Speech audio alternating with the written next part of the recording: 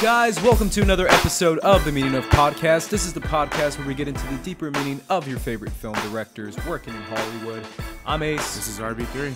And today we're talking about the one and only Nebraska man himself, Alexander Payne.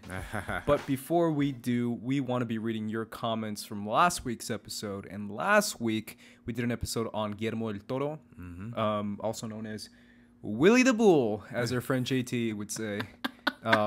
Which I think is hysterical. Yeah. I still think it's funny. But Guillermo has obviously Shape of Water coming out, which RB3 and I had the privilege of watching. Yeah, great film. But we want to take some of your comments and see what you guys think of Guillermo. This comment is from Zach Hayes. He says, from the trailers, I cannot wait to see Shape of Water this week, but I can't help but think of the BioShock games in some aspects while watching the trailer. So now I want to see a BioShock film from him. Any games you guys want to see adapted as a film besides Shadow of Colossus? Thanks for the video, and I can't wait to see who's next. Thank you, Zach. Any video game that you want to see adapted into a movie? RB3. That's a good question. I mean, to me, there's no point in adapting something that's like super cinematic into a movie, because you could watch the cutscenes, from the game. Why do you want to see that into a movie? I don't know. So I'd kind of want to see something more open concept. I mean, I've always kind of thought, why don't somebody just pull the trigger on like a Mario Kart video game? You know what I mean? Yeah. Just because you could build such a weird story around that. I think it could be really fun, animated, and so I don't know. And as far as live action, I mean, BioShock is cool. I've actually never played it myself. I've watched people like play it, but I mean, it's a cool story, cool setup, and I guess like the production design of The Shape of Water kind of resembles a little bit of the stuff in BioShock. But if you watch the movie, it's very different tonically than what the BioShock actual game is. But are there any ones that you want to see adapted into man, it's so tough because I feel like a lot of people don't give credit enough. I was watching the Video Game Awards, which were on Friday, I think. Yeah. I was watching a little bit of it, but a lot of people don't give credit to those guys behind video games. Like, they really put in a lot of effort into making basically an actual movie inside a video game and making a narrative. There was like a category called like Best Narrative. Like that was such a good title for a category, because there's a difference between like Best Video Game and Best Narrative, because narrative is like something that you're watching it. You're playing a video game, but you're also interested in the story. I remember when I was younger and I played video games that had some stories, and sometimes I was just like, skip story, go back to shooting people. Like sometimes that was my thought process. But now in this new era of like these like theatrical video games that create basically movies in itself, that you can just literally put your controller down and watch it and then pick it back up when it's time to play. That's they're basically making movies. A lot of credit to those video game creators, because they're basically making their own theatrical film. So it's tough. I mean, obviously you have the usual like Uncharted, what was The Last of Us is another one that people always bring up. Those games would be like interesting to see adapted. I think the video game worlds create such a different atmosphere. It's like it's not the same obviously, but it's similar to adapting anime to live action, where I feel like anime gives you so much more time and it gives you so much of a world, because the anime part, like 50% of what makes an anime great is establishing and creating a world. And that's like the number one thing, is like making sure, what are the rules in this world, what can you do in this world. And sometimes film, although it seems to be the best route to do things, might be limiting the creativity of an anime or a video game, right? Well, definitely with video games, because the whole point of video games is to be interactive. Exactly. Like you're guiding yourself on, and you're able to do things that you could probably not do in film, basically, is what I'm saying. Like, let's say the new PS4 game that came out that I think is insane. I think it's called Shadow of Horizon. Have you seen that one? No, I haven't, no. Oh my gosh, it's amazing. Like, if I had a choice, I would say that. I want to see that in a movie. But then again, I think about it and I'm like, yeah, but the whole point of the game is that you can explore this world and you could go on different adventures and side adventures. And part of that thing that makes that game so great is the beauty of being able to explore, that I feel like if you do it in film, unless you put like a $200 million budget behind it, it's not going to be as spectacular as it is in the video game. Well, it's tough to do. If I had a choice, I would take a video game that is not as theatrical. And to make it theatrical, because why take a theatrical, beautiful game and then limit it in a movie? Because in a movie, you're like, oh, the game's better because it's more grand in scale. Right. I would take a story in a video game, whatever that might be, and make that huge in scale. 100%. Yeah, exactly. And I mean, there's a lot of worlds in video games, like the Zelda games and the like you imagine a Zelda game, it's never gonna live up to Zelda. It's just never gonna live up to those amazing, beautiful adventures that you can go on. Yeah. I mean, maybe, but you would have to put in a ton of money, a ton of time and effort. And it's just like, I feel like if you take something smaller, like a very personal, small video game story, then maybe that'll be better. But it's tough, man. It really is tough. If they were to go like the Lord of the Rings route or something with that kind of stuff, that'd be interesting to see, though. But I guess it depends on. I have one. Yeah. I have one. Resident Evil. I want to see a Resident Evil, like the type of stuff you get, not the crazy over the top, like tongue-in-cheek action Resident Evils we have, but an actual one based on the game. That I think that would be interesting, where you have a little bit more focus on the source material, because the Resident Evil now is like regarded as like a beautiful, well-told story. Whereas like, when the Mila Jovovich movies were coming out, it was just a silly zombie movie. Right. But now they can make it like a serious zombie story. Right. Now, I mean, I hope the video game world opens up a little more to movie adaptations, but I mean, I just kind of like the idea of video games being video, especially now that we're seeing games that are. I do too. Yeah, especially now we're seeing games that are doing the whole like multiple endings. Like some games have like 100 different storylines based on the choices you make, something like that. So I love seeing that, and I just think let the movies be the movies and let the games be the games. If you want to buy the games and purchase the games and play them and interact with them, I say do that. But a lot of it too is like gamers want to be represented in film too. Yeah, well, but then again, the video game industry is making a ton of money. Oh yeah, I mean, I remember when GTA 5 came out, man. Yeah, I couldn't buy that for weeks. Yeah, weeks. Because it was just sold out everywhere. I'm kind of with you. I feel like video games are great because they're video games, and some of the theatricality of it is great because it's inside of a video game. So I don't know. We'll have to find out and see what that is. But I kind of want to hear your thoughts on his first part of the question, Shape of Water. Just general thoughts. Obviously, we won't spoil it for anyone who hasn't seen it because we don't spoil things. Yeah. But just I'm curious to hear your thoughts on it because we saw it together last week. So yeah, I enjoyed it a lot. I think it had. It was doing something really interesting. It's the same thing in all the Guillermo del Toro movies, taking fantasy stories and making them human, bringing them into the real world, and how is that represented. So I think it did it really well. I think there's one of the better films in Guillermo del Toro's filmography. I do think that there is a lot of like, oh, Hollywood, we love old movies, musicals, it's like, okay, I get it. You know what I mean? I don't have to see. You don't have to keep cutting back to the movie theater downstairs or the whatever, them watching something on the television. I don't know. That to me that started to become a little heavy. That took you out of the movie? Yeah. Okay. And what if he's really a fan of those movies? And I love that he's a fan of that. Yeah, because he really is. Like Guillermo del Toro is like a film buff. Oh, definitely. Like a film buff. Oh, there's no denying that. And then even when we were talking about last week, all the references to other movies and other films and other pieces of art in his movies. So he's very much he consumes a lot of art and all that stuff, and I appreciate that. I just think for the subject material that we have here, this like really great and interesting story about this aqua creature who could represent something deeper and like this cycle of society and all the social implications that they were going for. It was like really strong, hitting hard, and Michael Shannon was just such a great villain. Michael Shannon's amazing. Yeah, he's incredible in that movie. I was telling you after we saw the movie, I'm like, dude, I forget how good Michael Shannon is. He's one of the best actors working today. Yeah, he's so freaking good. Yeah, like, he kills me in every scene. Yeah, so and good. And it's the dynamic.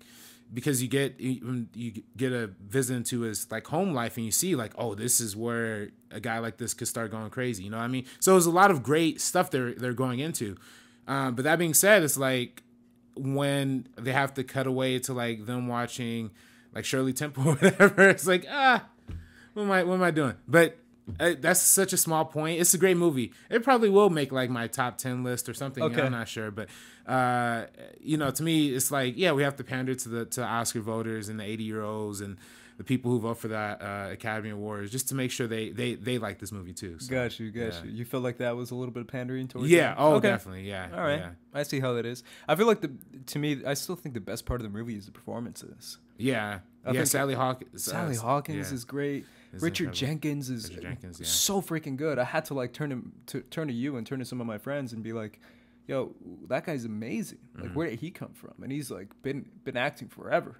Michael Shannon, obviously. Like, to me, everyone gave such great performances and really well done, and the world was really well established. I think that's the best I got out of it, was that kind of whole aspect of it going on.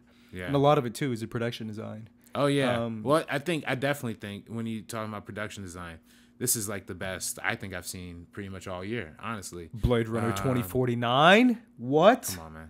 Blade Runner 2049? I'm talking production design, dude. Like, leave your bias at home. I'm talking production design.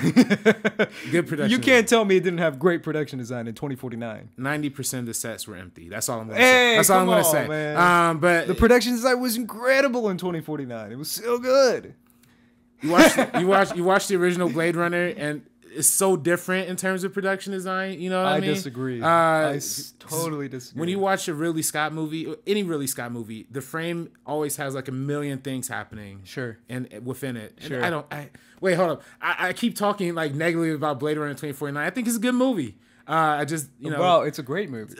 When you watch that movie, though, the way like the sets are structured up is very like hollow, very shallow, very like one pointed light pointing in somebody's face, and then that's pretty much it. Blank walls everywhere. No, it's not an insult, but that's where I stand on that. But for something like The Shape of Water, that matters a lot, right? The way the sets are constructed here, because it's a period piece and it's a sci-fi movie. Sure. So it kind of has to balance this line of making sure the aesthetics of the era are accurate and make sure that's a piece of the film, but also making sure that the sci-fi elements shine out too, and also having that relate to the aesthetics of the time, the 1940s, 1950s era of science fiction that they're trying to portray in that too. So so to me this is like the. You think it takes the cake for production design? Yeah. All right. We'll and I'm not mad at Blade Runner 2049. I think Blade Runner 2049 was by the awesome. way, I think that it does have great production design. It just, to me, again, as a Shape Blade of Runner, better? As Shape of Water is better, and I like the original Blade Runner too much. Yeah, it does have great production design. That's part of what makes it a great movie. Let's jump over to Alexander Payne. Now, Alexander Payne, the reason why we're talking about him this week is because he has a movie coming out called Downsizing, starring Matt Damon and SNL. What's her name? Kristen Wiig. I'm sorry. I should know that. It's my bad. No, I literally, as you were thinking, I was just thinking inside. I was going to say Kristen Chenoweth. That's not it. I was going to say like Kate McKinnon. No, Kristen Wiig's great. I like Kristen Wiig a lot. She was also in Mother. Right. She has a small scene in Mother. I was watching Variety does a great series called Actors on Actors, where actors interview actors, and they had a Kristen Wiig and Saoirse Ronan one. Oh, really? And Saoirse Ronan obviously is one of my favorites this year, which is Lady Bird. Right. And but Kristen Wiig, she talked about her role in Mother a little bit, and I was like, oh yeah, she was in Mother for like a short scenes. But anyways, guys, Alexander Payne is a director who's, you could say he's another like Oscar favorite. The Academy likes him a lot. They like what he goes for, even though his movies can be hit or miss for me personally. I still feel like he has a lot to say in his movies, and that's why we wanted to do an episode on him. And we're going to do it the usual way just because he doesn't have too many films. We're going to probably go in order of release. And that will kick things off with Citizen Ruth. Right. Starring Laura Dern, who you might know from The Last Jedi. Instead of Jurassic Park. Yeah. Like, you might know her from The Last Jedi. But Laura Dern is in this movie. And this movie is actually kind of, I think it's 94, 96. Let me verify. It's very early 96. So it came out in 1996. And it's literally all about abortion. I mean, obviously, it's about the character of Laura Dern and how she's kind of like I wouldn't say crazy, but kind of like down on her luck. I mean, she's a psychopath. She's she's a drug addict. She's addicted to huffing paint, and she's a huffer. Huffer. Yeah, as the kids would call it. So she's just a train wreck, and like her whole life, she has 4 kids, and she doesn't take care of them. So basically, that's the whole premise of the movie, right? Is that she's so down that. Is it worth raising a child when it's being when it's being birthed by this train wreck of a woman, right? That kind of whole mentality, and then it becomes like a pro-life or pro-choice kind of movement. It's interesting because would you say this is his most political film? Because he does politics a lot in his movies, but in that. Not necessarily politics in a sense of like right or left. He just does it in a different kind of way, specifically with election. But this one is a very like just straight up political in the sense of like what is pro-life, pro-choice. Well, they have. I mean, it's literally like they're at war, right? There's the pro-life people who are all the church and played by that one dude from that '70s show. I can't remember his name, but he's my favorite part of this movie. And they have that whole area where they're taking her in, they're taking care of her, and she's having a good life with them, and she's beginning. Kurtwood Smith. Yeah, that guy. Yeah, he's great. He's great. Yeah. And meanwhile, on the other side, there's this whole pro-choice movement that one of the characters was a undercover spy in the church and ends up kidnapping Ruth and like all this like crazy stuff, and it becomes like an actual like covert war. And I think what's so interesting about this movie to me is that when you watch or when you look at any like specific kind of civil rights movement in America, it takes so much preparation and so much like stuff to people to get behind it, frankly, because and the reason why is because they have to make sure they're choosing the right people. And having somebody as troubled as Ruth being like the center of this big controversy, you got people offering money, you got like news reporters like following her, like this big whole setup outside of the house and whatnot. So it's like, it really is like she's like her personal issues have become like globalized on a much larger scale, like where everybody has to know her story and everybody is involved in it, even to the point where her actual choice and her actual opinion just stops mattering. You know what I mean? And it's very scary in this way that it kind of talks about how the pro-choice people are honestly just as bad as the pro-life people, right? They're just as militant. They're just as crazy and psychopathic. They exercise as much like violence and like force for handedness like on her as the pro-life people do. So it's interesting. What do you think? What side it takes in the movie? By the end of the movie, obviously at the beginning, it's probably telling you something else. Yeah, I think they button up it at the very last scene of this movie. I don't think it has a side. I think it's just saying both are stupid. You know what I mean? It's like basically saying the political campaigns on each movement is kind of. Yeah, exactly. And crazy. There's that great. The scene. The movie ends with that like long tracking shot of the people on the pro-choice like having all the security guards behind the fences is there, and then on the other side there's the group of the churchgoers and the pro-life people, and she's just literally walking right by them and nobody notices. like there's this entire war centered around her case and her struggle, and she just walks right by and then just runs off with her money. You know what I mean? So that's the most telling sign of what this movie's about to me. You know what I mean? It's like, yeah, at the end of the day, they don't care about the individual. There's no care about the choices or whatever, or the actual life or the baby being born. Everybody's just trying to push their own agenda. Sure. So it's more of the concept and the idea than the actual execution of it. Right. Where you don't care if the person is actually doing it if you're not involved in it. But when you suddenly become involved with your own agenda, it's when you start to kind of make it a bigger issue than the person itself. Right. But I think there's some, they do go pretty hard on the pro-life people, even to the effect of having the president of the Baby Savers organization come out. Which is the stupidest name ever. Yeah, the Baby Savers. Yeah, and they call like a national alert, and their national chairperson flies in. And lo and behold, when the national chairperson flies in, he has like a little boy with him, like massaging him at all times, or like his personal assistant. It's like, whoa, they're really going for like that whole angle of what a lot of the stereotypes of pro-life, pro-life, like Bible bearing, like Bible thumpers, exactly, so, but at the end of the day, it's very much her story though, and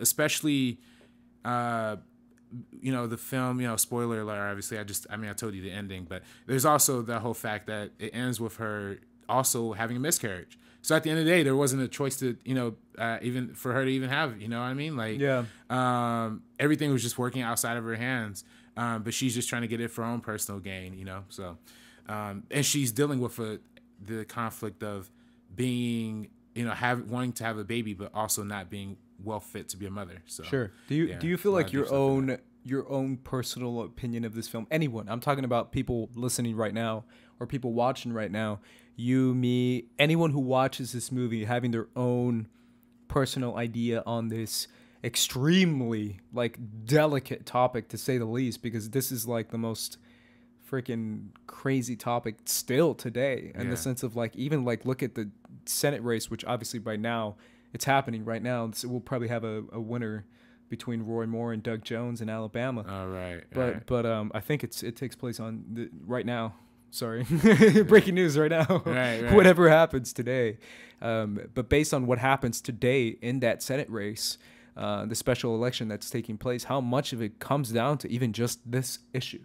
The fact, do you feel like this issue, seeing it through your lens, seeing this movie through your lens, do you have your own opinion coming into it? Does it change your opinion going out of it? Does it make you feel any other way? Do you feel like your own opinion changes your perception of this movie? Yeah, I mean, it definitely plays a part in it. Because I'm sure you have a side, right? Right. Everyone probably has a side on this issue. Right. I mean, I'm a pretty liberal dude, so like, of course. Well, I'm in a podcast, bro.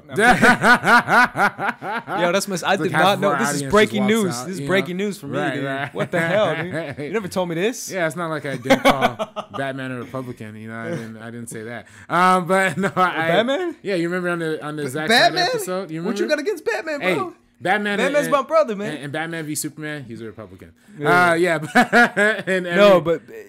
a whole other conversation. Yeah. I love Batman. Don't you talk about Batman? No, I mean, Batman most of the time is cool. I'm just playing. Go ahead. No, I mean, I love. Do you feel like? You're definitely If you have personal politics going in, your opinion is going to be a little flipped on that. But I think if you were a pro-lifer watching this, do you feel like this is like, well, that's a little, you're kind of making fun of us, and you're kind of, well, you know what? That's not how we are. I think they give that side a lot of credit too, though. Sure. Like the whole opening act of that film takes place with her hanging out with the pro-life family, with the old dude and the people who like basically bring her in right after jail. And I think by doing that, you get a lot of sympathy for their side. Like, when she starts singing the Jesus songs with them and she's spending time with this family, you're kind of becoming attached to that. And when she leaves, it almost kind of hurts you as much as it hurt them. So do you feel like, comparing this movie to something like, obviously it's a stretch, but Juno, right? Do you feel like what description is the most accurate? Do you feel like this one is a little bit more over the top, or Juno is a little bit more over the top? Yeah, well, I think they're about different things, right? I mean, sure. I think Juno is more about. But when it comes down to this issue specifically, with the abortion, definitely. I think here is definitely more. I mean, I don't think we'll ever see. Probably in 2017, we could see something like this happening, right? Where there's a big war literally brewing between like two separate agendas. We're seeing this in a lot of different issues, though, right? Because you could say something like this with Colin Kaepernick or something like that. Yeah, he's the face of a movement, right? Or other issues that might come up. Well, even going back to the civil rights thing, when the Montgomery bus boycott was being organized, a lot of people there's this misconception that Rosa Parks just kind of sat on the bus and then didn't want to get up, and that was and everything just triggered that. Well, no, it was actually months and months and months of planning going into that. So when she made that move, she had already a big backing behind her, big money. The NAACP was supporting the movement. So there was and obviously the church systems and whatnot. So there's obviously a campaign already brewing. So that's kind of what's needed in order to get that stuff going on. So sure. Picking the right face for that what is really extremely important. Yeah. So that's why this movie is so fascinating, because the face they picked is like the wrong face. Right. She's a drug addict. She has a lot of problems. I mean, she's a very troubled character. But I think the beauty about Alexander Payne's filmmaking is that even though she's so troubled, you do get you do feel some sincerity to her. You do get the love towards her. You know what I mean? You see her for vulnerabilities. You see that she actually does want to get better. But she's just having this huge problem, which is true. So yeah, that's true for a lot of people, frankly. And, I think Alexander Payne, being somebody who's from the Midwest, he writes a lot of his movies set in the Midwest and give these characters a lot of life in the Midwest, whereas a lot of filmmakers would just be like making fun of them, especially like the Coen brothers, right? If we talk about Coen brothers movies, Coen brothers are always making fun of like the Midwest mentality and attitude, right? But in his movies, he's just kind of letting his characters live and breathe and have their own life, and he doesn't judge them for it, and he feels good about showing the pluses and negatives of both sides. Got you. Yeah, so cool, that's man. ultimately where I land on Citizen Ruth. Cool. Let's move on to Election, which is another political thing. It is a little political in the most basic sense of like politics in general. Right. But yeah, this is another one. Actually takes place in Nebraska, which is kind of funny because that's where he's from. And this one's an interesting one for me because rewatching this one, because it's been a while since I saw it the first time. Right. It really, I mean, personally, it really feels like there's not really a likable character in this movie. Because even, like, Matthew Broderick is one of the leads, probably not the lead in the movie, but even he does some stuff that I'm like, ah. And then obviously Tracy Flick, played by Reese Witherspoon, is another one she's like the stereotypical, like, super ambitious, super like teacher's pet kind of person. Mm-hmm. And she almost to a fault, right, where she's kind of annoying throughout the whole movie. The only person I kind of liked was the dumb jock played by Chris Klein. Yeah. And I was like, you're dumb, but I like you, man. Right. And right. it's one of those movies though that it basically is about the midlife crisis. Of Matthew Broderick. And how seeing a student like Tracy Flick just is like two times coming intersecting, right, where it's like my point in my life with my wife and my career and all this, and her point in her life come crashing together in the sense of like just right when I'm feeling super, those moments when you're just like in a bad mood and you're just really annoyed by everything, and then one person just starts like yapping or something and you're like, I usually let it go, but not today, man. Screw you. He's the type of person, like in the beginning of the film, he would let it go. Remember, like when she's like raising her hand and he's like, fine, Tracy, go ahead and stuff like that. But now he's like, F Tracy, I don't give a crap, because he's in such a sour mood. And also because she kind of like messed up his personal connection. He didn't really blame her for the relationship he had with his best friend teacher. Yeah. Because that's what the whole movie starts on, right? Is the relationship between a student and a teacher, which obviously is creepy as hell. And does not hold up well in 2017. But it's one of those things where it's like his midlife crisis mixed with her crazy over-the-top ambition and the student election come crashing to a halt. It's a really well done movie, but it's one of those movies that it's just like it's hard to get through sometimes, because I feel like, man, I hate every character in this movie. I mean, I agree with like in I can't remember the character's name, but he's somebody, the jock dude who was Paul. Paul, he's good, and the Tammy character, Tammy's somebody who you relate to too, pretty much. I mean, there's obvious parallels that you can make with this film that were the kind of the references, the political atmosphere that we're living in today, right? Sure. And I think when writing this movie, Alexander Payne was kind of channeling the growing absurdity that was coming with these election cycles, right? This was 99, I think? 99, yeah. So which this is right before the Gore and Bush, right? Right before Gore and Bush, and this was like when it's like at the heat of like when they were about to like impeach like Bill Clinton, right, for the whole Monica Lewinsky scandal, and they even have that like nice like nod to it at the end, right? When Tracy's like walking out of the limo with the politician. Oh yeah. Like right down the street from the White House. So I think that's really where a lot of this movie like still plays and is still relevant. Sure. Especially now that we live in a lot of times a three party kind of growing, movement. You know what I mean?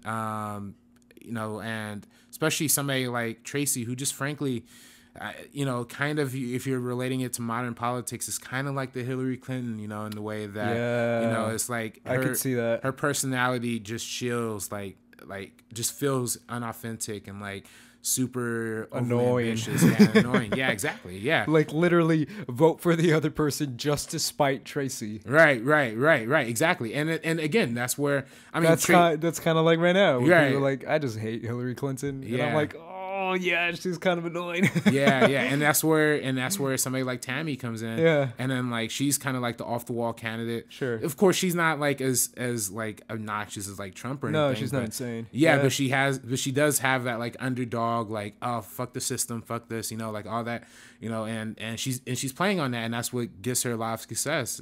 Success. Yeah. And then meanwhile you have the third party guy. A lot of people, again, comparing that to like the Bernie of the, but a lot, again, this is in 1999 where a third party candidate was always just kind of a joke. Yeah. And in this movie, this guy is just pretty much a joke, right? Sure. He's running on the promise of having the carnivals have real roller coasters and all of like these like insane little like things that he wants, because he's just thinking about himself and he's thinking about the people, I guess. Sure. So of course it's going to be a little bit more it's going to be a little more spiteful towards that guy, and it's going to be a little more spiteful towards like the Tracy character, yeah. Right? But it really centers around Matthew, though. Yeah, it's really his movie, and it's it's Ferris Bueller kind of just growing up, right? Like he's the teacher. He's kind of, this is he's down on his luck. He's not having a great relationship with his wife. Mm-hmm. So every like you said, his whole life is just coming into turmoil. You know what I mean? It really becomes one of those things where you see that in movies a lot, but the doing something over and over and the boredom of being stuck. Yeah. Where it's literally the definition of a midlife crisis. And he's just really at a point where he's like, what am I doing with my life right now? Like I'm doing the same thing over and over again, and I'm not really satisfied with what I'm at, with my wife, with my job.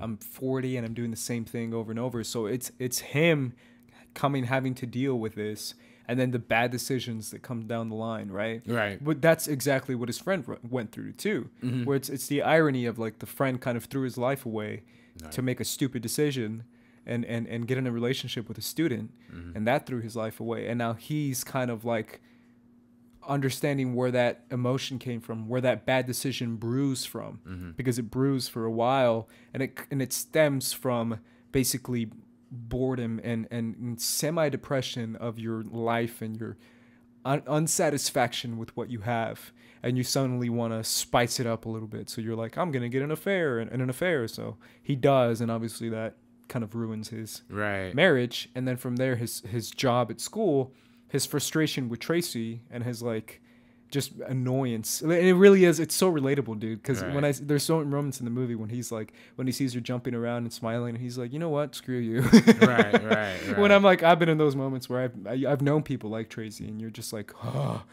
shut up, man. Yeah. Seriously, I just want to do something to spite you, even though you seem to be a decent person. Yeah, and we don't have any indication that she's like a bad girl. Like she's just annoying. She's not necessarily bad or evil. I mean, she's bad in the sense that she kind of like ripped down those posters. Yeah, sabotage. That. That's probably the baddest thing she did. Yeah. But other than that, she's not a bad person. We're just mainly annoyed by her. Yeah, and that's kind of what drives Matthew insane to like throw his life away, essentially, by cheating on his wife. I know some people kind of say that a lot of the bad guys in this movie are like the women characters, right? Like people equate like Tammy's girlfriend being like her main antagonist. That's a good point. With of course Tracy, but even to the extent of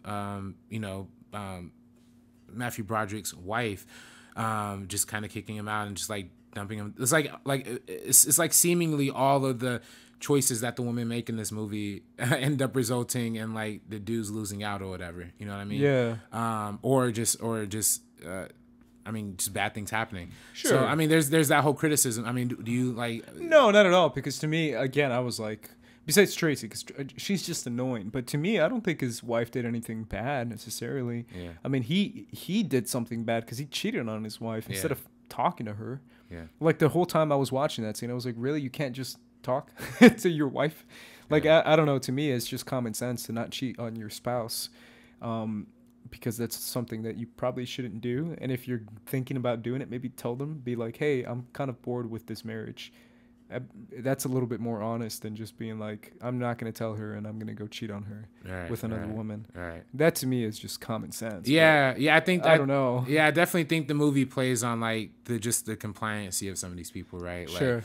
Like they're not, everybody's like so in self-denial and like so passive aggressive that like not communicating is like the whole thing. Right. Like even to the point where you start to see Broderick's character like kind of devolve and like, you know, go driving into like this cycle of madness. Like he, even in his narration, he still thinks he's the good guy. Sure. Like he still thinks all the way up until the end, like where we talked about her when Tracy's walking out the limo with the politician. Yeah. Even him in his own head, when he's obviously just been through this whole thing, he's like, you know, she's not as good as me or something like that. Right. Like, he has that line. Well, he says, I forget it exactly, but he says something like, you know, I wonder where Tracy's at right now. Yeah.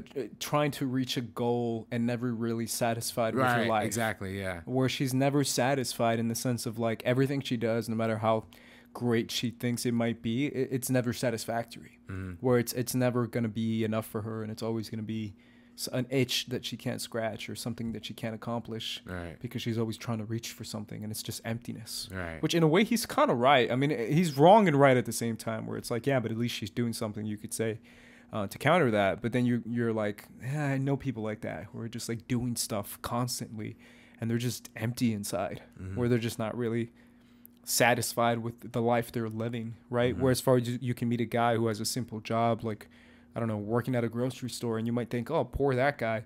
But in reality, he's way happier than you are. Mm-hmm. Like that's a possibility too, where you could be this big, powerful dude and you kind of look down on people with simple jobs. But sometimes those simple jobs can make a pretty happy life. Yeah. And the people who are like in the high up and never satisfied. Mm-hmm. That's kind of what he says towards the end of the movie. But yeah, I know what you're saying. Right, yeah. So yeah, I mean, this movie's great, obviously. It's one of the first MTV movies that was ever produced by Paramount, and probably one of their biggest ones. I was nominated for the Academy Award of Best Adapted Screenplay the year it came out too. Yeah, so very highly acclaimed, and you know, this is what kind of put a lot of these stars on the map. Reese Witherspoon obviously was put on the map a lot with this film. Alexander Payne obviously as a writer director coming out. You know, after this he has some other bigger movies that help make grow his status. But like Chris Klein, this was his first part. He I heard the story that he recruited Chris Klein like out of the high school that they were filming at. No way. They filmed at a real Nebraskan high school. Oh wow. And they were just looking for like a mixture of like non-actors and actors.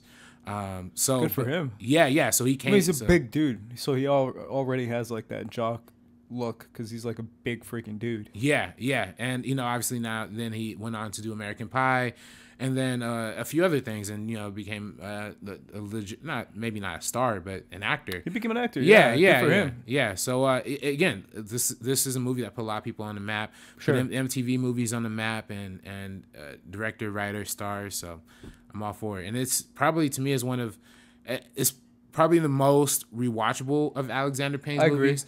You know, it's kind of because there's that narration, right? Like you're able to get a little bit more into the heads of these characters. And, you know, a lot of times it's easy for the narration of movies just to kind of give you what the movie's about. But the narration here is more about, like, just giving you an extra layer, like an extra spice of what each of these characters are thinking. So, Sure.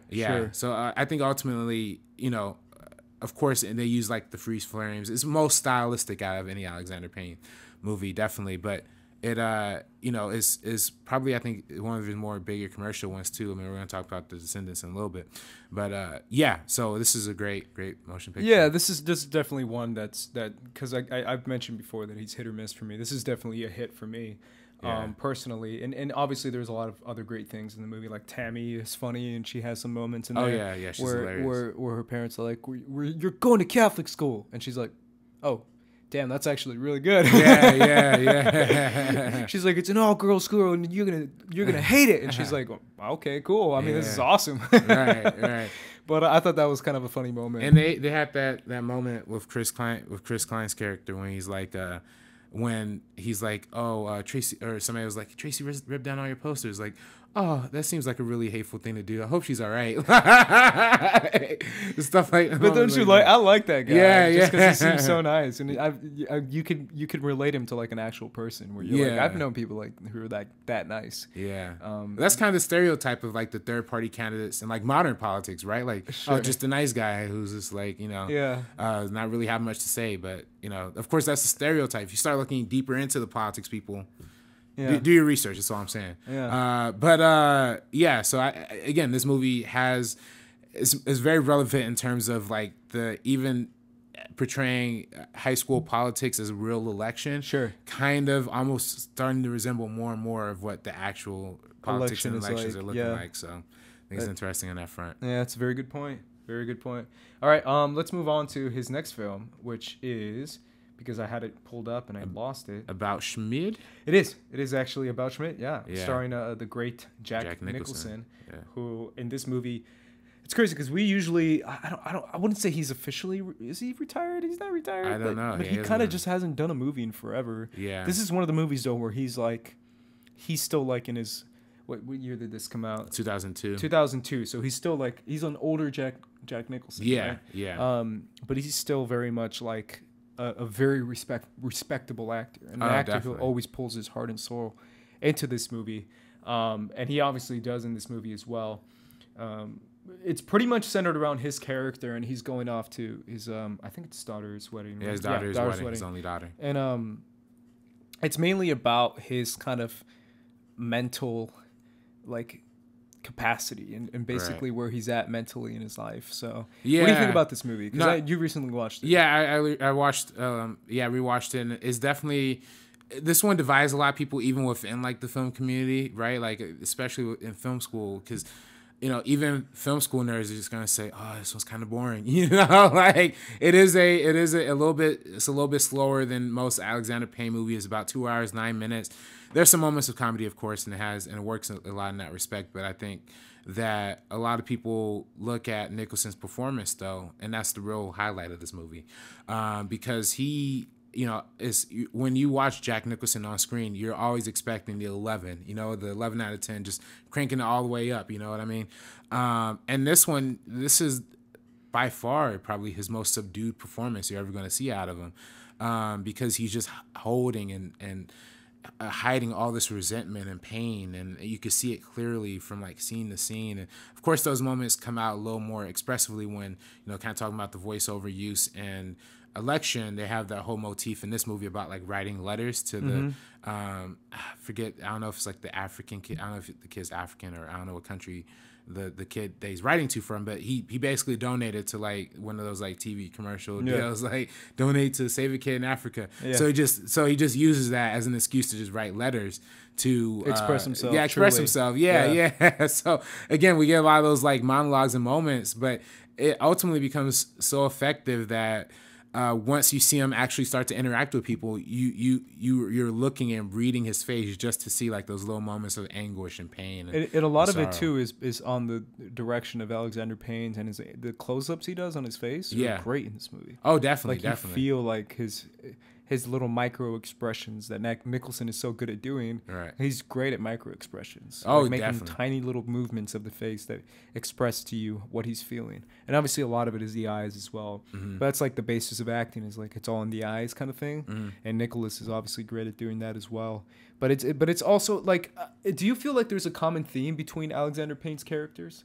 Do you feel like there's a theme that kind of goes, not like they're all the same, but they all kind of have the same kind of like mentality, I guess you can say. I don't know. Do you feel that? Or? I think he writes very human people, like, and I think in that respect, a lot of his characters harbor a lot of resentment throughout their life, right? So especially in something like this, he's regretting the relationship that he has with his daughter, because that's his only child, and and she's kind of escaped him, and now when we get to meet the dude that when he meets the dude that she's marrying, and that and once we get to know this guy, like, he's an idiot, you know what I mean? Like, he's a complete moron.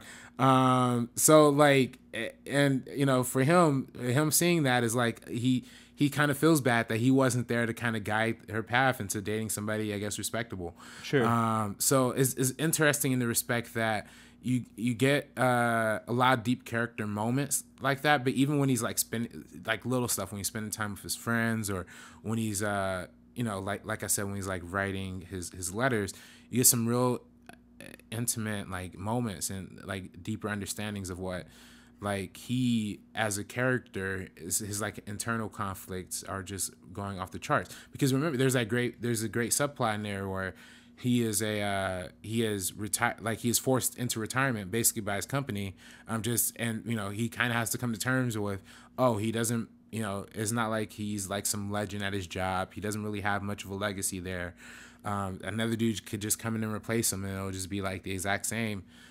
So, you know, he kind of feels a certain way about that, not having left much behind. Sure, so. And he also feels like, obviously, a lot of Alexander Payne movies are about like midlife crisis, but this is more like old man crisis. Old man crisis, where yeah. you're at that point in life where you're like, man, I'm old. Yeah. What have I left behind? What if I die tomorrow? What do I leave behind? Kind of mentality, where you're just like, he's questioning like what he's really done with his life, kind of thing, which is obviously an actual thing that people go through when they get older. Right. So he's obviously in that moment in his life too. I want to talk a little bit more Jack Nicholson, because obviously, would you put him up there as far as like all timers, as far as great actors? Oh, top 5. Top 5. Yeah. Well, would you even put him in Mount Rushmore of all timers? Yeah, I mean, you know why? Because he carries movies a lot. Well, even back from like the 60s, right, with Easy Rider, he steals the show in like his very first role. Yep. You know what I mean? And ever since then, I mean, I think he's the only actor in history to be nominated for an Oscar in 4 separate decades, right? 70s, 80s, 90s, 2000s. So like, you know, that's gnarly. Yeah, that's crazy. Yeah. So, you know, a lot of people say, you know, big criticism with Jack Nicholson is that all he does is play angry, right? His only calling card is being angry. But to me, the way he conveys all of these different layers of anger and rage are what make him so fascinating. Sure. Like, you watch his performance in something like One Flew Over the Cuckoo's Nest and compare that to something like The Shining, two very different styles of acting. Yeah, two very different like ranges and what he's going for. Especially you look at something like this compared to I don't know if it was his next movie, but movie closely to the release of this, Anger Management with Adam Sandler. Yeah, Adam Sandler. Yeah, so you get the big over the top comedic levels, but you get the quiet, silent, subdued Jack Nicholson, and he has the range to kind of carry that throughout his whole filmography. Yeah, and I think that's really, to me, that's the making of a great actor. If you know, you could have like this all time feel and style to your movies, and he's obviously inspired by people like Brando, James Dean, all these classic actors, but he brings that into the modern age. Yeah, I think it's always an interesting conversation, especially when you have a vet like he is,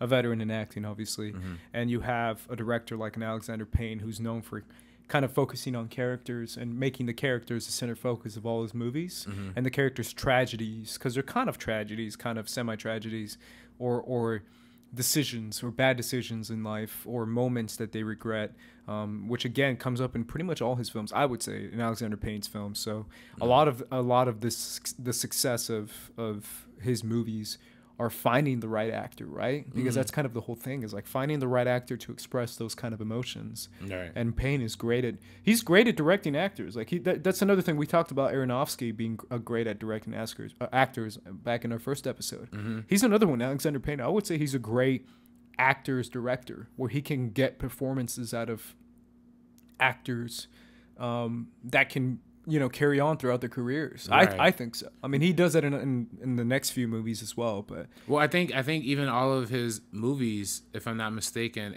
I believe, for the exception of Citizen Ruth and Election, I think all of his other movies have been nominated for acting categories. Every other film in his filmography has been nominated for an acting category. That's crazy. Yeah. Yeah. Again, that's just a testament to how somebody of his caliber can communicate with these people, and it's also in the writing, right? Sure. He writes these really deep and complex characters, that have a lot of like struggles internally, but also have a hard time, frankly, communicating that. I think ultimately that's what this movie is about Schmidt, is like the lack of communication. You know, he doesn't really have anybody to talk to his problems with, so he ends up just kind of talking, you know, mostly to himself. And I think at the end of the movie, which is probably one of the best endings to any Alexander Payne film, when he actually gets a letter back from the little kid that he was donating to, and he reads that letter, and he sees the painting that the kid attached to the letter, and he just like starts crying and bawling. And he realizes that, you know, even though he's had this hard struggle and he's broken all these relationships, he's lost his job, he's pretty much without anything, but just that one revelation of being able to help one person and to have that one person respond to you back is something that's and the fact that it's a child too is like that's always one thing too that you can connect to as well. Right. I mean, Jack Nicholson to me is crazy, obviously. I think the next one's Sideways. Sideways, with Paul Giamatti and Thomas Hayden Church. I'm sorry, I was pulling it up, but I lost the page. Oh, that's good. Sideways. So with Thomas Hayden Church, Paul Giamatti, another one that I can honestly say, kind of like Election, where I'm just like, I don't know if I like anyone in this movie. I mean, Paul Giamatti is not that likable in some important parts of this movie, and some decision he makes are kind of not likable, I guess is the best way of putting it. But obviously Paul Giamatti is another guy who's known for his incredible acting. Thomas Hayden Church is a guy who's kind of disappeared, right? I mean, he's not disappeared, he's still around, but he's not making as many movies as he was during like the 2000s period, because he was in a lot of movies in the 2000s. Oh, definitely, and he's known for, he's a great actor. Like it's not like he's not a great actor, but he just currently hasn't come out with anything in a while. But these it's basically about these two guys, and again it comes back to the character focus that Alexander Payne is so good at doing. And this is another one about men, about kind of crisis mentality, going through a crisis. So this is another one that it has kind of that common theme, and then obviously bad decisions and having protagonist characters who are questionable as well, because a lot of what Giamatti does is pretty questionable, and same with Thomas Hayden Church. But what do you think about this movie? Sideways is one that's pretty well regarded, right? Yeah. I mean, a lot of people say this is probably his best film, Alexander Payne's, best movie, and I think rightfully so. I mean, this film is a buddy comedy. Buddy comedy, buddy road trip. Buddy road trip, exactly. And it funny enough, it has a lot of the tropes that you'll see in a buddy comedy. Sure. But except for making those moments, that are supposed to be like over the top and funny that you'll see in a traditional road comedy like Road Trip or anything else, those moments are played instead for dramatic effect or dramatic purposes. And because we understand what each character has at stake, when they start to make bad decisions, it's like, whoa, dude, what are you doing? Particularly with Thomas Hayden Church. When you know he's getting married, and that he, that's the whole point, is like their bachelor party. Yeah. But when he's having that affair with homegirl from Grey's Anatomy, Sandra Oh, there we go. I got you, man. Yeah. I got you. I know my Asian actress. Hey, there we go. She's another one. Where's she been? Yeah, Grey's Anatomy. She's great in this movie. Yeah, is Grey's Anatomy still on air? I don't know. Yeah. You're asking the wrong person. I have no idea. So for especially something like this, I think it was nominated for a bunch of Oscars. I think it ended up winning something either for screenplay or one of the acting categories or something like that. But all of the performances in this movie are just top notch. When we're talking about performances, but I think thematically it has something really interesting to say about what our perception of romance is supposed to be. Particularly with Paul Giamatti's character, who goes out to this wine country and starts to fall in love with this girl, but he is so hung up on his ex-wife that it's just tearing him apart, and he's starting to use alcohol and wine as a crutch to start to get over that. So when he starts drinking, he starts to say really stupid, idiotic stuff to this girl he really cares about, and it's just interesting the way they explore and dive deep into how each of those characters are influencing one another. throughout. So, do you feel like it has a lot to say about marriage as well, not just romance but marriage? Yeah, definitely. I mean, it's kind of the idea of like denial of marriage, right? Self-denial. Sure. Something we see carried over in his past two films. Obviously with Thomas Hayden Church, he is so scared of being tied down and being monogamous that he just wants to take this last weekend just to have like endless amounts of fun, Yeah. But in the end, he ends up breaking Sandra Oh's heart, and messing up the relationship with Paul Giamatti and his romantic interest. I can't remember her name either. But and tearing that apart, while also literally breaking his arm and destroying Paul Giamatti's car, just for an excuse to have the broken arm. I just think a lot of that stuff is just the way they approach that. They definitely have. They're definitely poking fun at the idea of like guys having these like last second marriage, kind of breaks. You know what I mean? Sure. These last minute cold feet. That's what it's kind of making fun of a lot of that. Yeah. And I think it's very poignant, throughout this film. Who's making the good decisions, who's making the bad decisions, and why are we still rooting for these two to keep going? Seriously. Yeah, personally. Yeah. That's what I was saying in me watching this movie. Do you feel like Alexander Payne has a lot to say about marriage in all his movies? I mean, Election comments on it. Is about marriage, yeah. About Schmidt. Descendants is all about marriage. It's all about marriage and the disappointments of marriage and the logic or lack of logic behind marriage, the rationality behind marriage, the concept of monogamy. What do you think Alexander Payne is trying to say about marriage? And because he says it in pretty much all his movies. Yeah. What do you think? No, I mean, I think that I think he's always taken the side of marriage is essentially the only way a marriage is successful is through communication. Sure. But we see a common problem throughout all of his characters is just the inability to communicate. Mm-hmm. If Thomas Hayden Church sat down with his fiance and was just like, hey, I just kind of want to, I don't know if I'm ready to. I mean, he tells Paul Giamatti all this stuff. He's not ready. Like, he's not ready to get married. He's kind of rushing into it. And if he sat down and told his fiance that, he probably wouldn't be in that situation, sure. And he wouldn't be crying in his hotel room, like begging for forgiveness. You know what I mean? And it's like the concept of like, you rather do something stupid in private than how do I say this? Than be honest in public. Yeah, I guess you can say, right? Right. Where it's like you're so like nervous / shy / scared of what your fiance might say that you're just like, oh, I don't know if she's gonna react well, and then you do something that's way worse. Right. That it's like, dude, you're worried about a reaction when you're over here cheating on your wife, basically, is what it is, right? Right. And it's that concept of like, it comes down to socialness, right? Sociology, where it's like the social relationship that you have with one person versus the private relationship you have with yourself, right? What you do in your private self and in your private head and your thoughts and all that thing. So communicating, breaking down yourself in a way that you can communicate every single portion of your being is so difficult for anyone, especially a dude, right? Where it's like a guy doesn't want to say how they're feeling because they're like taught to not express their feelings. Right. Yeah, I mean, it's definitely like a more scathing look at masculinity in this movie, right? How is like masculinity affecting these two's ability to like find romance and find love, and their misinterpretation of it, right. Yeah, exactly. And to the point of like the destruction of their lives. Right. Like we see in Election too. Yeah, exactly.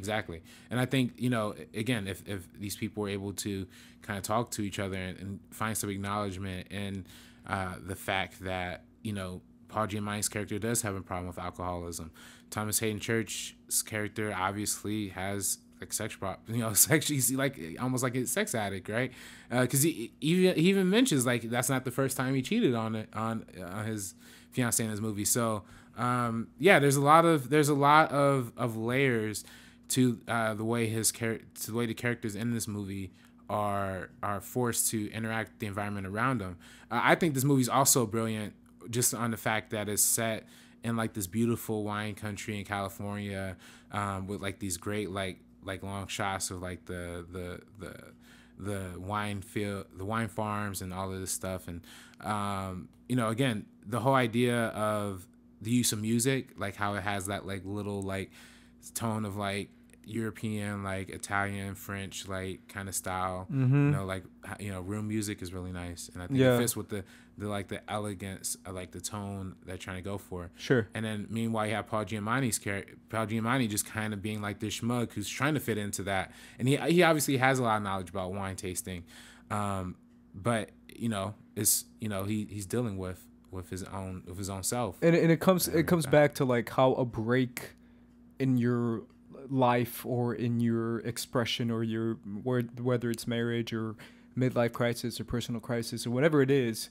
how it takes something so extravagant and how it takes like a break for you to suddenly be like, oh shit, I need help, or like, oh shit, I should have gotten myself together, where it takes so much extremities for these guys to like snap out of it, and they can't snap out of it, especially Thomas Hayden Church's character, where he's just like stuck in this cycle that he's in, and he's so afraid to communicate in the sense of to his fiance that he'd rather be like stuck like this, and the whole usage of wine too, like it being something that's made from a fruit that the fruit has to literally expire and get old and rotten just to start being consumed. And that's kind of what they're saying. Like, these dudes are getting old. They're kind of, you know, for lack of a better terms, like deteriorating. I was gonna say disintegrating, but I was gonna say disintegrating. I was like, that's not the right word. I can't say that. It isn't the right word. Yeah, deteriorating. So they're like, they're deteriorating mentally. Yeah. So I'm like, you know, and wine's kind of like the metaphor for that too, right? Like, you know, they have to get old and bitter and they're trying to find new life. Sure. And like their life cycle, and as wine gets older, it starts to get better too. So I think that's kind of like another, you know, you're analogy. Talking about the midlife crisis analogy is like the lifespan of wine is literally like dying or growing, getting rotten and dying out, and then being rebirthed and repurposed into something new. So I think that's what like a midlife crisis is like. You have to kind of go through that period to kind of find yourself and rediscover yourself and get back up on top. So, Sure. Let's jump over to his most recent film, Nebraska. Descendants? I'm sorry, Descendants. Yeah. Descendants. My bad. My train of thought, I'm losing it. I'm disintegrating. My mind is disintegrating. Descendants, starring George Clooney. This is another one a lot about marriage, a lot about relationship between your daughter. Again, running themes with Mr. Alexander Payne. Yeah. The guy needs to talk to his wife. Yo, this guy needs to chill. Yeah. But obviously, this is another one that gives a great performance to George Clooney. Probably one of his best performances. Yeah. Honestly, one of George Clooney's best performances, in my opinion. Put Shailene Woodley on the map, bro. Yeah. Straight up. Yeah. This is the one. I would say this is the movie that made her go into the Divergent movies and start to get even popular off that. But and then this is also one that got her cast as Mary Jane. In the Andrew Garfield Spider-Man that never came to be. Completely cut out of that. Completely cut out of that movie, yeah. But she got a name off of this, and George Clooney gave a great performance off of this. But basically, the whole concept is like, it's tragedy on top of tragedy, and it's the juxtaposition of experiencing hell on paradise, right? Where it's like you're experiencing something so awful and terrible in a location that's supposed to be an expression or a definition of like joy and peace and tranquility, which is Hawaii, right? So basically, it's his wife going through this and then discovering the affair that he had with she had with freaking what's his face? I forget the guy's name. Shaggy, not Shaggy. I know who you're talking about. I don't know the actor's name, but I'll find it. Yeah, it's strange, right? Like, he played Shaggy in the Scooby-Doo movies, which is why I called him Shaggy. Yeah, right. But yeah, go ahead. I'm sorry. No, he has. I mean, it's a great film because it really does explore like this kind of, gray area that you could almost never think of, right? Like your wife just died, but after she dies, you discover she was cheating on you. Yeah. That's what's it's a tragic situation, and then only added by another tragic situation. Right. So it's like it's you getting multiple levels of like grief, but then also like, yo, what happened? Where did I go missing? You know, like and all that stuff. So so when he actually is like on the search for this dude and trying to get some answers about what was happening with his wife, and why didn't he know about this? And again, it was like his wife was too scared to tell him about it. And as Shailene Woodley's character explains, it was like she just thought it was going to be a short-term thing, but then it grew into something a little bit more and a little bit more. And ultimately we find out that his wife was actually about to leave George Clooney, apparently. So it's very like touching and heartbreaking in a way that like your family, like his daughter is all he has left, but they knew about this situation before he did. Mm-hmm. So, how is he going to reason with that now? Mm-hmm. So I don't know. This movie has a lot of layers to it. But it's also about that kind of masculine perspective, that fatherly / husband perspective of like dealing with an issue of your family, which is the most personal thing you can deal with. Right. And dealing with something that's tragic, which is basically, like you said, like death mixed with affair, mixed with cheating. Mm-hmm. Two things that are like the most awful things that a guy can deal with, right? Especially in a relationship and in a marriage. And the fact that he has daughters instead of sons, and all the concept between the age that George Clooney is in, the age that Giamatti is in, the age that Thomas Hayden Church, the age of Matthew Broderick's character, all kind of running theme of this kind of this certain age that you reach when you start to how do you deal with tragic or depressing situations when you're kind of a middle-aged man. Right. I mean, it's funny. I think in this movie, his problems aren't even like the traditional, just like boredom. Like he loves his life the way he was living it for the most part, and he was under the assumption that he had a good family, good life going. But then after discovering all this stuff, it becomes more of a journey of self-rediscovery, right? Where did he go wrong? Where was he missing the steps and all the signs of his wife having this affair and all of that business? So, there's other great moments in this movie too, like Shailene Woodley's boyfriend. I can't remember the character's name, but he has some, when him and George Clooney will like kind of like interact, and he had that whole thing where when George Clooney like punched him in the mouth, that was hilarious. There's a lot of like really funny and comedic scenes. I think it was nominated that year, the Golden Globe, for the comedy category, which it is quite funny. It's quite a funny movie. It's always interesting to see the Golden Globe nominations for comedy, but that's a whole nother podcast. We can talk about that. But, I definitely think that this movie. Would you say this is his best movie for you? What's your favorite? I'd probably say like Sideways is probably still there, or Election. But this movie definitely has. This is probably his most popular. Yeah, it's definitely. And going back to this is his most commercial movie. Yeah. This movie was nominated for the most Oscars out of all of his movies. It has some pretty memorable shots. Yeah. In the movie, like the Shane Lee shot when she's underwater. Pool. Yeah. When she's underwater. And definitely, it has it kind of almost consciously or unconsciously, maybe didn't like start it, but kind of brought a new wave to putting movies in Hawaii, right? Like this. Okay. Yeah, like the whole what was the one that with Emma Stone where she played the Asian? Oh yeah, Aloha State. Yeah, Aloha. That's what it's called. Yeah, okay. Aloha. Set in Hawaii. I guess there's movies that were set in Hawaii before, but like this, like I don't know.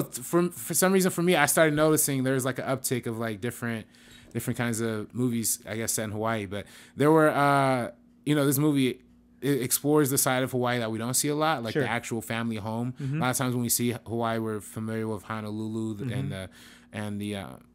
but I think this one is set on the main island, so the main island of Hawaii. So you get like a lot of the homes and the landscape and like the architecture of like the family structure there. And the people who are living there. Yeah, versus the culture. People visiting there. Right, exactly. I think that's what you're trying to right? The people who are living there and the people who exactly. So, for them living in Hawaii, is just always having that vibe. You know what I mean? Like, we kind of talk about how, you know, for us it represents the peace and tranquility, you know, visually. But when you actually watch, you know, for these characters, that's just home. You know what I mean? That's just the constant state they're living in. That's why you don't see a lot of people in this movie get angry or have these big outbursts. Everybody's just kind of chilled and laid back, because it's so crazy how like that's really is a Hawaiian culture. How like everyone in Hawaii like speaks slower apparently, and how they're kind of like always kind of chilled out. Yeah. Because you grew up in Hawaii. When you grow up in Hawaii, your outlook and your personality is like so different.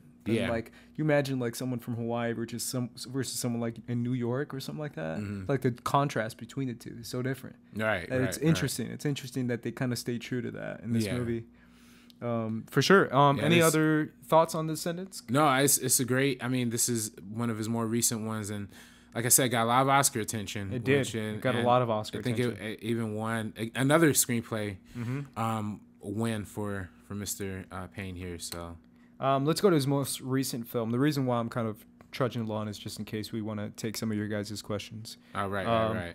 Nebraska, which is his most recent film, which Bruce Dern. Bruce Dern, all in black and white. Also starring, what's his freaking name? Bob Odenkirk in this. William Forte. Will Forte, who I know from SNL. Yeah. Ken Knapsack's Doppelganger. This one is it's interesting because it's all black and white, which is a very extremely bold choice. Which my friend and I were at work where we were talking about Alexander Payne, and we were talking about Nebraska and how like he apparently fought for it to be in black and white, and he really wanted it to be in black and white, and how black and white can like just making a movie in black and white can already express so much. If you know what I mean, like it can really dictate a perception of a movie. Where it's like if I see a trailer for a movie and I see that it's in black and white, half of me is interested, half of me is like I'm not gonna watch that. You know what I'm saying? Right, like black and white can give you so much, even just by just making it that. But basically, this movie is it's called Nebraska, set in Nebraska, and it's funny because Alexander Payne, being from Nebraska, he can give the best interpretation of what Nebraska is. Kind of like we saw with Greta Gerwig in Sacramento. Right. Because she's from Sacramento and Lady Bird is set in Sacramento. So we get a very realistic version of Sacramento. Well, even if I don't know if you've seen Frances Han, the one that she wrote, directed by Noah Baumbach. But that one, it's mostly set in New York, but there's that whole sequence when she goes back to California. I think it was either Sacramento or San Francisco, but like there's a whole like beautiful like 10-minute sequence of her just like being at home with family, and then like and just coming back. So again, the location that these people are from plays such a big role into their filmmaking. And the knowledge of the filmmakers, the knowledge that the filmmaker has on the location is also very important. Yeah, and that's what makes Nebraska great about Alexander Payne's movie. But basically, one of my favorite moments in the Schmoes Know live show is when we had Brett and his mom talk about this movie. Right. Remember that? Yeah, they reviewed this movie, and then Brett is from Nebraska. Yeah, Brett, that would have been awesome to have him on this podcast. That would have, because he's the most Nebraska dude ever. Yeah, this filmmaker is the most Nebraska dude ever. Yeah. So having those two perspectives is pretty interesting. But hearing his perspective is actually pretty cool because he said it's like spot on. Yeah, is what he said about the movie. You know, it's funny too because as I watch the movie, I laugh because I just think these are like caricatures, like a cartoon, you know, like the way these characters are talking to each other and acting with each other. But then like hearing somebody like Brett, who's actually from Nebraska, being no, that's 100% real. Yeah. And I'm like, really? Yeah. And it's just a different dynamic. Again, a lot of times when filmmakers make movies about the Midwest, it's very like making fun of it. But you could tell Alexander Payne legitimately loves the people he's around, and like these, and especially like the older gentlemen, the elderly people. I mean, you know, Bruce Dern has some of the best lines in this movie. Yeah. Wasn't he nominated for it? He was nominated. Okay. Yeah. Gotcha. And this was kind of, you know, talking about bringing actors out. This is kind of the big comeback for Bruce Dern, right? And then after this, we saw him in Hateful Eight. And I don't know if he's doing any other major things, but he's great in this movie. And, you know, part of the greatness is just the quiet of it, right? Like he's just, you know, the idea that this dude had like thinks he's won the lottery, so he has to collect this prize, and he's go telling the town, and the whole town's like rallying behind him, and old families trying to come in to start asking for money. I think all of it is just like really good and smart, and like really digging into the home of the Midwest. Sure. So. It's also a lot about the relationship between like an older parents and an older son, right? Mm-hmm. Because it's always comes down to age, mm-hmm. and the fact that he's like, dealing with your parents being older and you being older, and the kind of dynamic that you have between the relationship of your parents when you're younger, and how so much changes or nothing changes, that kind of whole concept of like relationships, and how the relationship between parents and son or parents and daughter can be kind of the same when you get older, or even completely different when you get older. So I think that's also an interesting thing that he touches upon in this movie. Yeah. Do you like that it's in black and white? Do you feel like it gives a lot of value to the movie? Well, yeah, I think it adds like a level of authenticity to it, right? Mm-hmm. Like if it's a very simple movie, very simple in terms of like having the characters that's portraying and the people that they're talking about, and the time, set in modern times, but it feels like a classic, like a classic drama, like classic melodrama. So I think having a film in black and white like this definitely, like you said, establishes the tone that they're going for. Yeah. It's not going to be like this big over the top stylistic cliche. It's taking out every single aspect of, directing, just focusing on the characters and the actors and the story. And it's a very small cast too, which June Squibb, is that, yeah, she's in this as well. The way it implements these people, Bob Odenkirk in this too. Yep. Like all of these characters play such a vulnerable, but almost to the point of like transparency. You know what I mean? So it's like, you're getting a very stripped back, laid back, kind of version of these people who will just tell you who they are, right from the get-go. So I think that's what makes it so fascinating. Again, somebody who's never been to Nebraska, this is like a nice window into like the Nebraskan lifestyle, I'm guessing. So that's pretty dope. Watch one of our listeners is from Nebraska being like, "Yo, what are you guys talking about? There's nothing like that." I don't know. I'm just going off what Brett said, and Brett's the most authentic Nebraska guy I've ever met. Oh so. Yeah, definitely. Like he's legit Nebraskan. Yeah. Any last word on Nebraska before we jump into questions? No, I'm excited to see his next film. Of course, Downsizing. Downsizing's his next one. Unfortunately, we haven't seen it yet. Yeah. But eventually we will. Let's see if we have any questions. So far right now, Lawrence says, just a comment, I guess. He says, living in Hawaii is better than Nebraska. Okay, cool. Good to know. And he says, Tracy Flick is probably working for Trump. Thoughts, RB3. Thoughts. That's very possible. That's very possible. I think, especially somebody like Tracy Fleck, who is so overly, almost to the point. It's funny because you equated her to Hillary, and right now this guy is like, nah, bro, she's working for Trump.